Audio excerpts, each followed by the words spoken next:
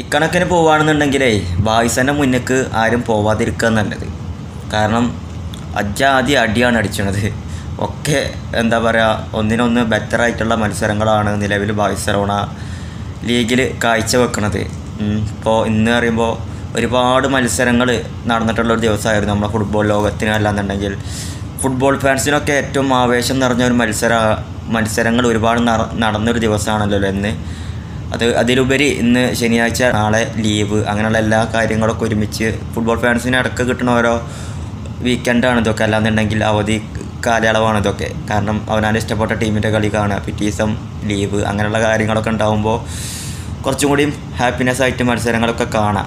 പക്ഷേ പറഞ്ഞു വന്നെന്താ വെച്ചാൽ ബാഴ്സലോണൻ്റെ കളി, ബാഴ്സലോണൻ്റെ ഇപ്പം നിലവിലുള്ള പെർഫോമൻസ് ഒക്കെ വെച്ച് നോക്കുമ്പോൾ അവരെ മുന്നിലൊന്നും പോയി പെടാതെ ശ്രദ്ധിക്കുക. ലീഗിലുള്ള ടീമുകളാണെന്നുണ്ടെങ്കിലും മറ്റുള്ള ടീമുകളാണെന്നുണ്ടെങ്കിലും ഒക്കെ ബാഴ്സലോണ മുന്നിലേക്ക് വരാതെ നോക്കിക്കളുണ്ട്. കാരണം അമ്മാരി അടിയാണ് അടിച്ചത്. 7 ഗോളൊക്കെയാണ് അടിച്ചിരിക്കുന്നത്. ബ്രസീൽ 7 ഗോളിന് തോറ്റന്ന് 1 ഗോൾ തിരിച്ചടിച്ചിട്ടുണ്ടായിരുന്നു. തിരിച്ചടിച്ചിട്ടില്ല, കറക്റ്റ് എണ്ണിപ്പറഞ്ഞങ്ങാണ്ടാണ് കൊടുത്തേക്കുന്നത്.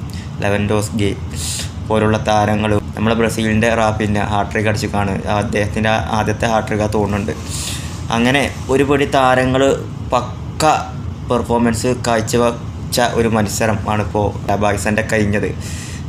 ലെവൻഡോസ്കി സ്കോർ ചെയ്തു. അപ്പോൾ ഏതായാലും റയൽ മാഡ്രിഡ് ആണെന്നുണ്ടെങ്കിൽ ഇപ്പോൾ എംബാപ്പ വന്നിട്ടും വലിയ രീതിയിലുള്ള പെർഫോമൻസ്, എംബാപ്പയ്ക്ക് പെർഫോമൻസ് ചെയ്യാം. ലീഗിൽ 3 മത്സരം കളിച്ചിട്ട് 3ലും സ്കോർ ചെയ്യാനൊന്നും പറ്റാത്ത രീതിയിലുള്ള ഒരു സിറ്റുവേഷനിലാണ് റയൽ മാഡ്രിഡിൽ ഇപ്പോൾ എംബാപ്പയൊക്കെ ഉള്ളത്.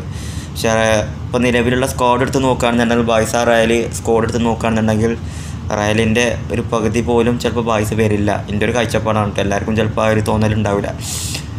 അപ്പോൾ എങ്കിലും ബാഴ്സലോണ കാണിക്കുന്ന റേഞ്ച് അത് ഒന്നൊന്നര റേഞ്ചാണ്. ടീമുണ്ട്, പക്ക ടീം തന്നെയാണ്. യുവതാരങ്ങളാണ് റയലിലാണെങ്കിലും ബാഴ്സയിലാണെങ്കിലും ഒക്കെ ഇപ്പോൾ ഉള്ളത്. യുവതാരങ്ങളെ വളർത്തിയെടുത്തിട്ട് ടീം സെറ്റാക്കിക്കൊണ്ടിരിക്കുകയാണ് 2 ടീമും. റയൽ അതിലൊന്നും മുൻപന്തിയിലുണ്ടെന്നുള്ളൂ. അപ്പോൾ പക്ക ഒരു ടീമായിട്ട് ഒരു അടിപൊളി പെർഫോമൻസാണ് നിലവിലിപ്പോൾ ലാസ്റ്റ് മാച്ചിൽ ബാഴ്സലോണ 7 ഗോളിൽ ജയിച്ചങ്ങാണ്ട് നമുക്ക് കാണിച്ചു തന്നത്.